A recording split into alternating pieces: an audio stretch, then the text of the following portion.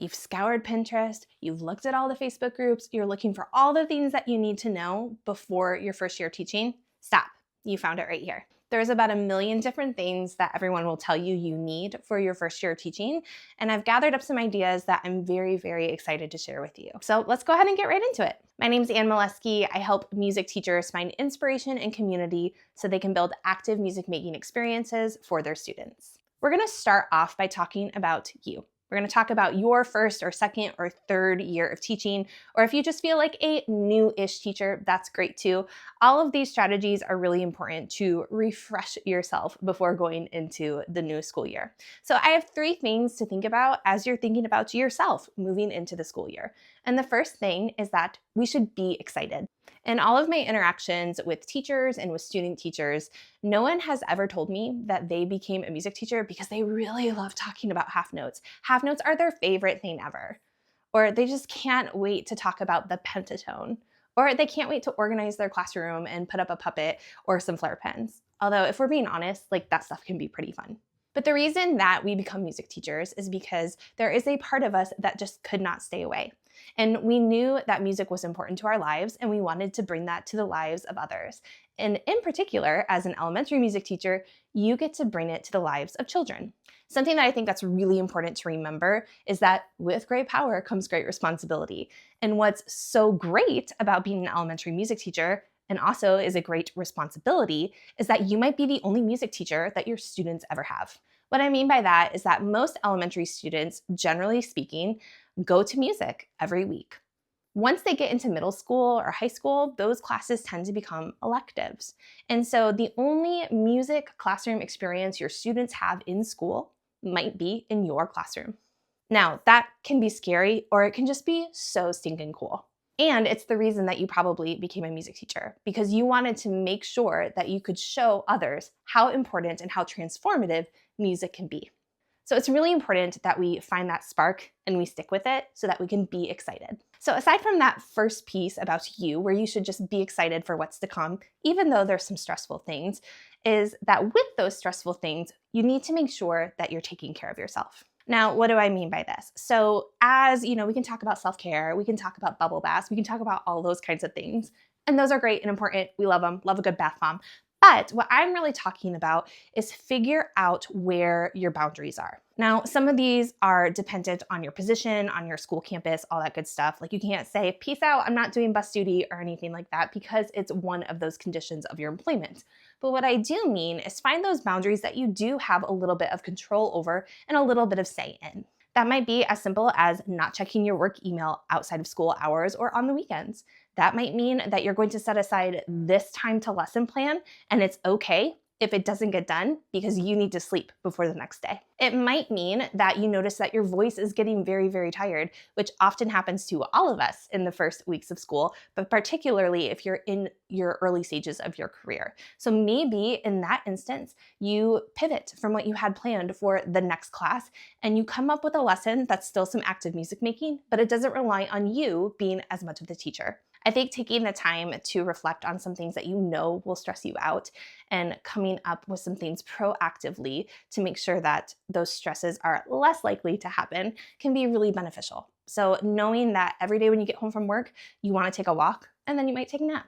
Knowing that every day when you get home from work, you're not going to check your email until the next morning. Knowing that you want to have this time for lesson planning and you're going to limit it. Because if we can be honest, all of these things can grow and grow and grow because we care so much about what we do. Something that I think has always been difficult about being a musician or a teacher musician is that so much of our identity, so much of what we love is wrapped up in our profession. And it's really, really difficult to draw a line in the sand versus what we love to do and what is our job. Part of that is creating these boundaries, and part of that is still nourishing yourself as a musician. So taking care of yourself is not just the self-care, making sure you're drinking water, not checking email after hours, getting enough sleep, but it's also taking care of your musical self as well. Find opportunities to play, find opportunities to make music, do something without pressure, and remember that music can be fun. So the last thing, at least for today, to think about in terms of yourself for your first year of teaching, aside from being excited, taking care of yourself, is to have a growth mindset. So what does that mean? I know when I teach undergraduate elementary music methods that I have, if I'm lucky, a semester where I see students 3 times a week for about 50 minutes. It is absolutely impossible to give a fully fleshed out version of what an elementary music classroom looks like within those time constraints. It's the case with other disciplines as well. There's no way to get through everything you could ever need to know about teaching a choir and choral methods. There's no way you can get a full comprehensive understanding of all the instruments when you're doing your methods classes. What we do as musicians and as teacher musicians is very nuanced. And so whatever you have on your shelf, whatever I have on my shelf, is not the limit, because the opportunities and the resources and the different ways that we can interpret lessons and songs and activities are infinite. So what does this mean? Have a growth mindset. Realize that what you have now is only the beginning, is only that starting spark. And aside from the types of things that you literally can grab and look at, realize that what happens in your classroom is only the beginning. If you're teaching a lesson and it flops, which happens to all of us, then take some time and reflect and be like, I wonder why that happened, and treat your classroom again as your laboratory and try to figure out how you can make it better the next time. Because the first time you do something, it's not going to be great. The second time you do something, it's going to be a little bit better. And by the time you get to those Friday lessons, poor Monday kids, those lessons are awesome. And you start to begin to understand what types of things really work for you in your classroom, and you can see that growth. So don't get discouraged. It's going to be hard, but you can do it, and you will do it, and you'll do it beautifully. So when it comes to you as a first-year teacher, remember to be excited, take care of yourself, and have a growth mindset. As a first-year teacher or a first-year teacher to a new campus, one of the most important things you should do is get to know your campus. And there's 3 really important things that I think you should do in order to get to know your campus. The first thing that's really important to do when you go to a new campus is actually not to check out your music room. It's to start talking to people. And there's 3 power players that you should get in touch with if you are starting a new music teacher job. The first is your principal. Now, obviously, this is likely not the first time that you've met with your principal. I'm sure they were in on your interview. I'm sure they were part of your hiring committee. I'm sure that you have some sort of relationship with this person already. My recommendation is that you should contact your principal, either phone call, email, whatever works, to set up a meeting. And before you go into that meeting, I would have a fairly rough idea or a clear vision, if you so choose, about what you want your teaching experience to look like at that campus in terms of scheduling, in terms of programming, whatever it might be.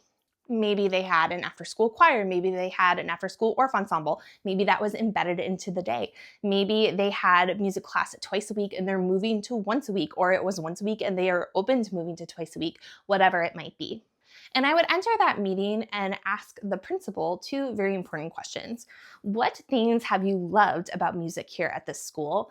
And what things would you like to consider doing differently? And I would leave it kind of open-ended in that way, because we're not looking to throw anybody under the bus. But at the same time, it's difficult to come into a position, particularly if you're taking over for a beloved music teacher, and make changes. And maybe you don't want to make any changes in your first year. Maybe it's safer to do that depending on that school community, but they might also be looking for something completely different. And so knowing what types of things they really loved and what types of things they would consider or would be open or would like to do differently can be really, really informative for you. After giving your administration an opportunity to share those thoughts, I would bring up any concerns or changes that you think are really, really important, with the understanding that maybe things aren't open to change right now.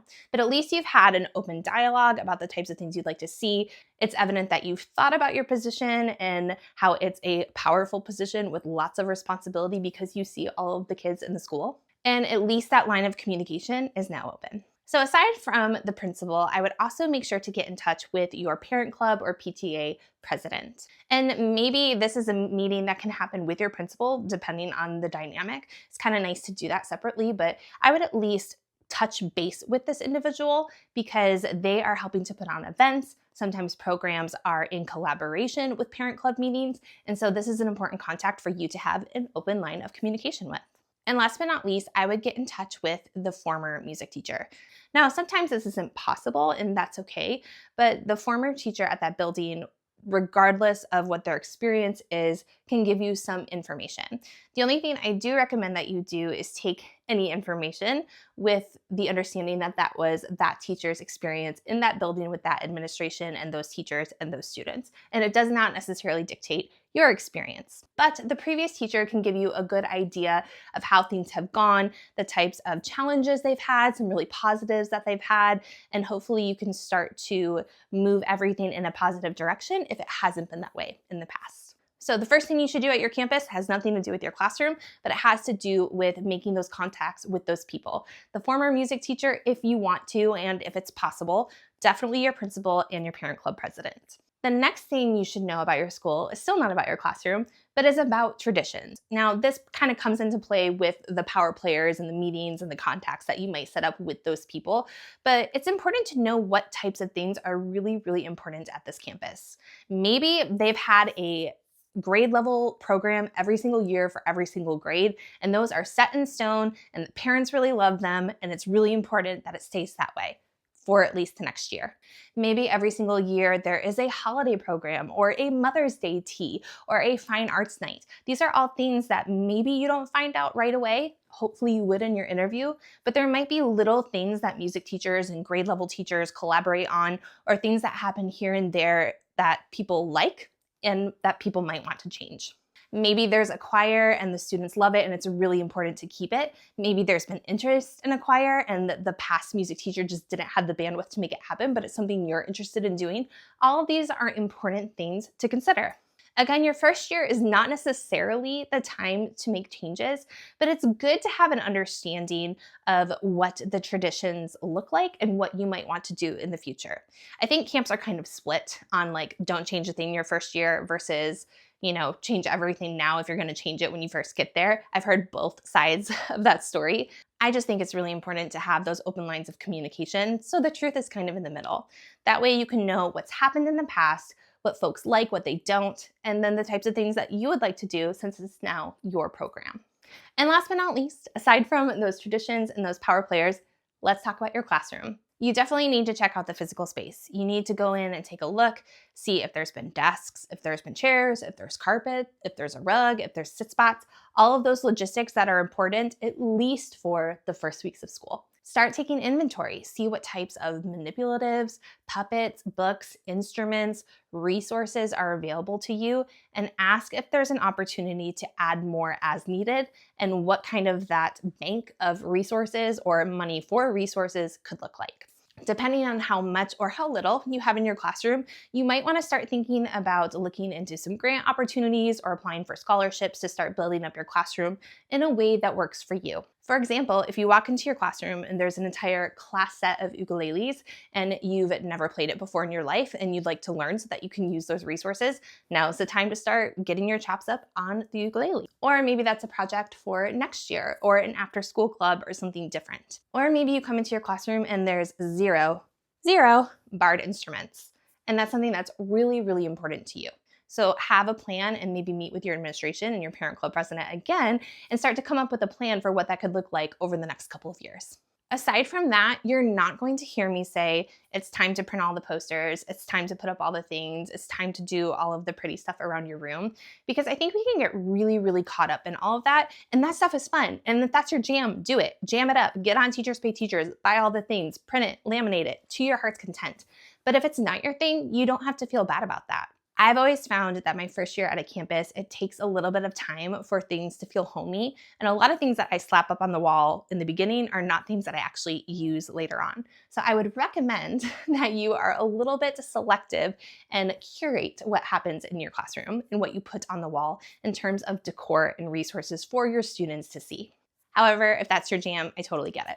But take inventory of those things in your classroom that you might need for the first days of school. So the three things that are really important for a brand new campus are to meet those power players, set up a meeting, have open lines of communication, really understand the traditions at your campus, and decide what's important to people and what they might like to see different. And then last but not least is check out your classroom. So as a first year teacher, you're likely wondering, what am I actually going to do with these children? How do I know what to teach them? When? How does all of this lesson planning stuff even work? Hi, okay, so let's talk about the lesson planning piece. So this is my jam, love some planning. And there's two types of planning that you really need to think about. The first is curricular planning, so like your curriculum map, and the second is lesson planning. So these definitely work together, but they are different. The first is your curriculum map. So you are looking at everything you're going to teach over the course of the entire year for each and every grade level, or even more widely speaking, everything your students learn from the time they enter your classroom in kindergarten until they leave in 5th grade, or whatever your bookends of grades might be. Your lesson planning is how you funnel those concepts down into an instructional sequence over the course of those 30-minute or 45-minute or whatever minute lessons you see once a week, twice a week, whatever that is. So while getting into the curriculum mapping and lesson planning is beyond the scope of what we're going to talk about today, I definitely have some resources that you can check out down below if you'd like to find out more information about how I do these things. I think the first thing you should do is take a look at a curriculum map of some sort. And if you don't have one, I have a free one I will link down below.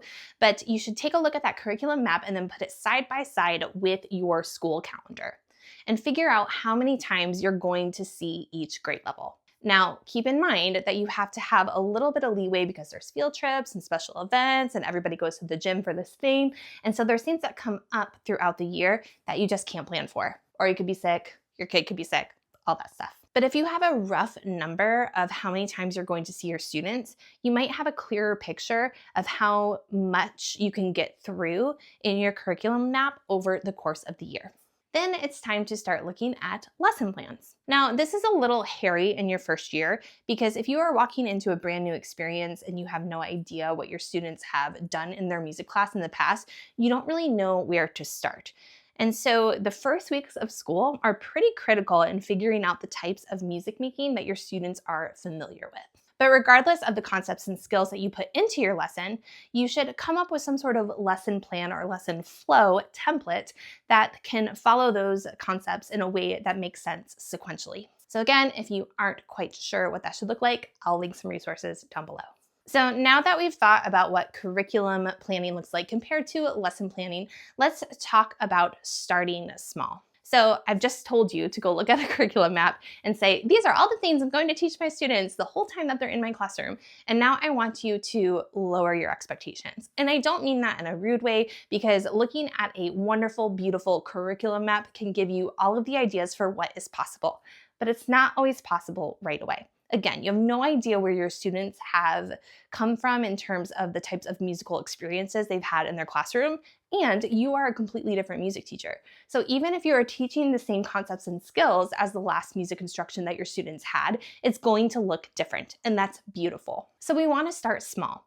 And what that looks like is as we are planning for the first weeks of school, we're planning activities that allows us the chance to kind of see where our students are. So we're playing name games. We're seeing how comfortable students are with just simple singing games in the classroom. We're seeing how comfortable they are with solo singing. We're seeing how comfortable they are with movement. We're seeing how comfortable they are with steady beat and basic rhythms. And as we see evidence going through these first weeks of school, doing lots of active playing and doing of music, we can start to draw some conclusions about where students have come from and where they can go next. So that's not a very clear direction in terms of lesson planning, but I want you to know that you can look at your curriculum map, you can look at your lesson plan, you can think about figuring out where students are in a very low risk, let's play and actively make music together, and then figure out where to go next. There is so much that you're going to learn in your first days, weeks, months, years of teaching music.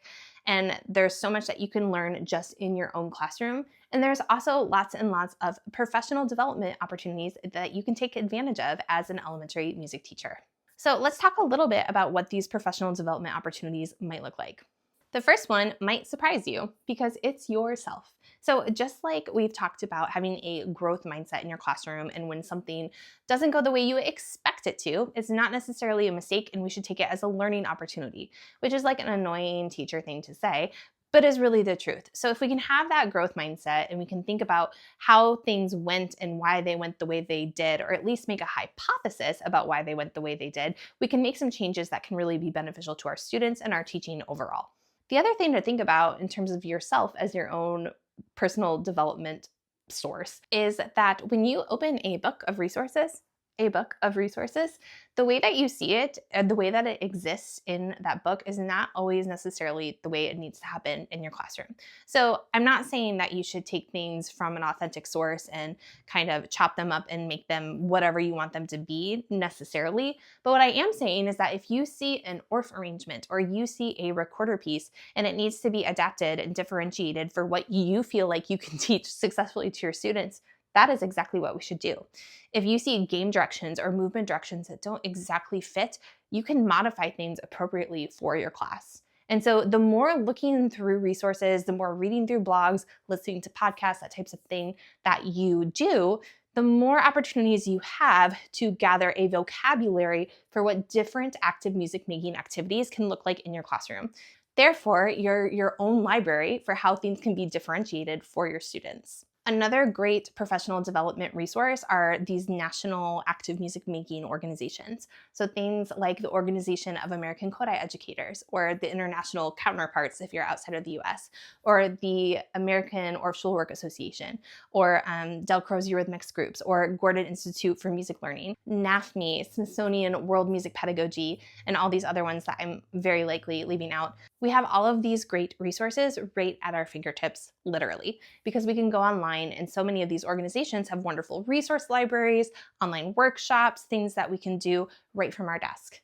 Additionally, many of these organizations have national conferences and chapter workshops and things that you can do for clock hours and professional development. So even if you don't know anything about Kodály, or you don't consider yourself an Orff Schulwerk educator, or Delcro's Eurythmics isn't exactly what you do in your classroom all the time, it's really worthwhile to go and see what these different approaches and other music teachers are doing in different music teaching situations. Because even though you likely won't copy paste that into your classroom, there's always at least a couple of nuggets that you can take away. And last but certainly not least, when it comes to professional development, don't forget about the wonderful resources that are online.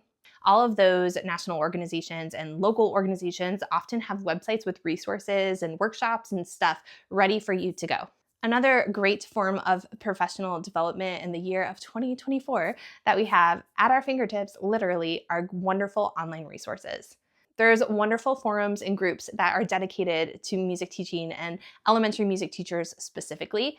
There's also organizations that house message boards and workshops, as I mentioned before. There's also things like this. There's the Anacoustic Podcast. There's Teaching Music Tomorrow. There's the Sequencing Solution and Purposeful Planning and the Anacoustic Community, all that you can access at home online.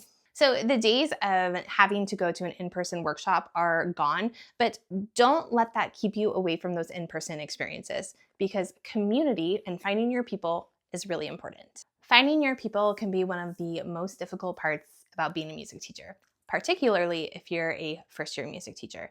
So let's talk about some of the ways that you can find your people. So the number one thing I recommend is that you find a mentor teacher in your first years of teaching. Now, if you're lucky, you're going to be assigned a mentor teacher, an experienced teacher at your campus or in your district or your school organization. If you're really lucky, it might even be a music teacher. However, I urge you, particularly if it's not a music teacher that you're assigned, to seek out your mentor. This could be a college professor, another music teacher in your school district, maybe the person that you did your student teaching with, just somebody that you can have an open line of communication, there's a theme, an open line of communication with throughout the year to bounce ideas off of, maybe vent, ask advice, just a safe space for you to be. It's even better if you can meet with a mentor in person at least a couple of times a year, because having that face-to-face interaction is really important. And again, it's not necessarily for that mentor to solve all of your problems for you or to say, this is exactly what you should do.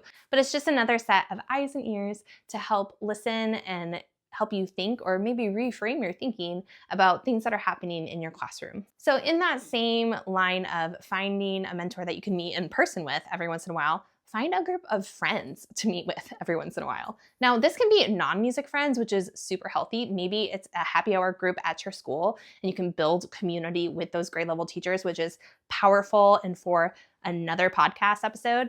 But finding a group of people just to decompress with is really important, It's also really special to have a group of music teachers to decompress with.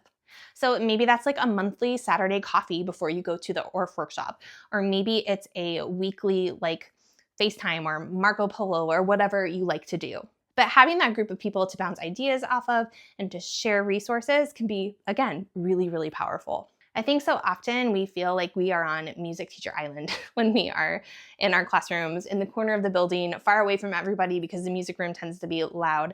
And it's really isolating sometimes. Now, don't get me wrong. Sometimes when the hand drums are put away or the barred instruments are put away or we're done with our folk dancing for the day, all I want to do is just sit and have like 5 minutes of silence. But I do think it's an important piece of the puzzle, particularly in your first couple of years, to find your people, to find your community. It's the thing that I really wish I would have had in my first years of teaching. And it is something that I found once I went and did my ORF levels and my Kodai levels. But if that's not in the cards for you right now, or even if it is, and then you're going to be far away from those folks that you do all those trainings with, it's important to find your people. And that can happen online. There's great Facebook groups, like I've mentioned before, where you can go and share ideas, but you have to be mindful of the tone and the vibe and make sure it works for you. Now, I've found that a lot of those communities just aren't what I'm searching for, so I created my own community. And if you're looking for a place to belong, you're looking for your people, I'd love for you to be a part of it. And you can check it out down below. But no matter what, see if you can find your people in some capacity, whether that's a mentor teacher, meeting with people in real life, music teachers or not, or you're finding an online community.